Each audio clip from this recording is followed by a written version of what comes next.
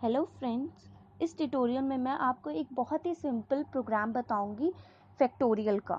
मतलब उसका logic factorial है क्या और कैसे हम उसे एग्जीक्यूट करेंगे टर्बो सी प्लस प्लस में। ये वीडियो जो है, ये ट्यूटोरियल जो है, मैंने स्पेशली बिगनर्स के लिए बनाया है जो अभी अभी सी लैंग्वेज सीखना स्टार्ट कर रहे हैं। तो मैं इस वीडियो में आपको लॉजिक बताऊंगी फैक्टोरियल है क्या और कैसे एग्जीक्यूट और कैसे रन करते हैं, हर एक डिटेल बताऊंगी और इसमें अगर और बहुत अच्छे से एक्सप्लेन करूंगी। तो सबसे पहले हमें देखते हैं फैक्टोरियल क्या है।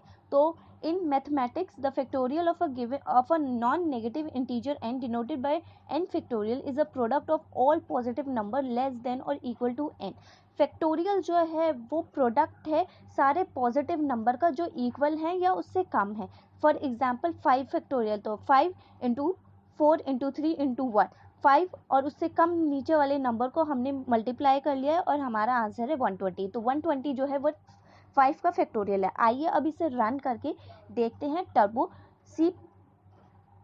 सी प्लस प्लस में। तो हम ओपन कर लेते हैं अपना टर्बो सी प्लस प्लस। सो जैसे आप देख रहे हैं स्क्रीन पे मैंने ओपन कर लिया। अब मैं आपको प्रोग्राम एग्जीक्यूट करके, राइट करके और प्रिंट करके दिखाऊंगी ये पूरा फैक्टोरियल। यूज़र इनपुट किसे कि यूज़र से कैसे इनपुट लेते हैं तो आपको वो भी समझ आ जाएगा।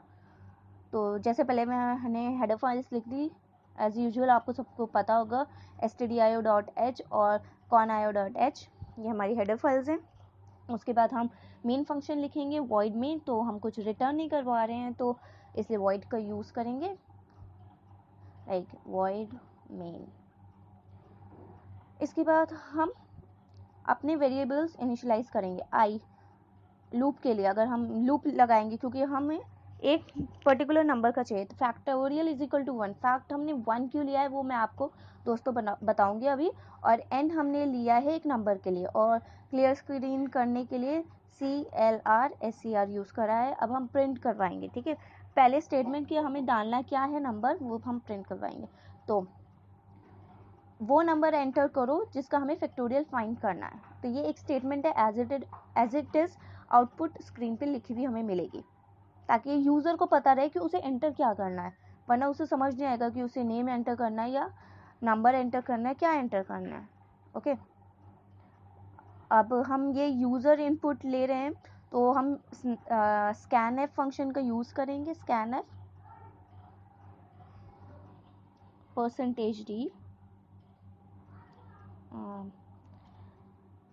एंड ऑन n जो है वो हमने नंबर स्टोर करने के लिए वेरिएबल दिया है। अब फॉर लूप लगाएंगे, i चलेगा 1 से। अगर हम i को 0 रख देंगे तो हमारा आंसर सारा 0 आ जाएगा। वो मैं आपको अभी प्रूफ भी करके दिखाऊंगी। इसी में कब तक चलेगा, n तक चलेगा और उससे लेस देन या फिर उतना ही होना चाहिए। ओके, तो fact is equal to fact, एक हमने वेरिएबल ले लिया जिसकी वैल्यू हमने 1 ली है, i।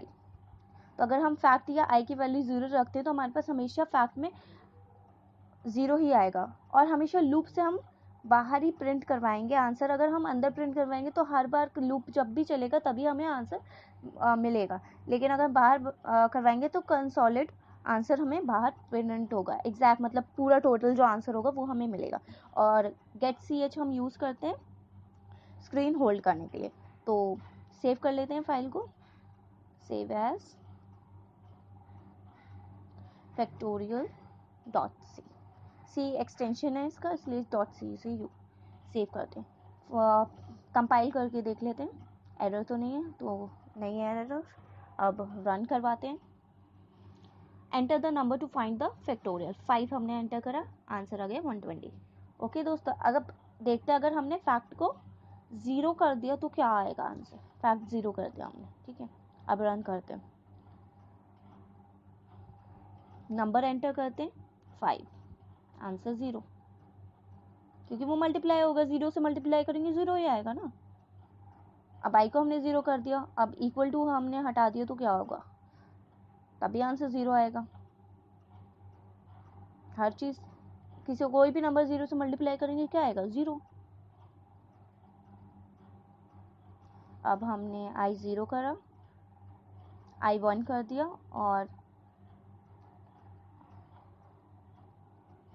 फैक्ट B1 कर दिया, ओके, I0 फैक्ट 1 और लेस देन कर दिया, इक्वल हटा दिया है हमने इसमें स्टेटमेंट से, अगेन 0।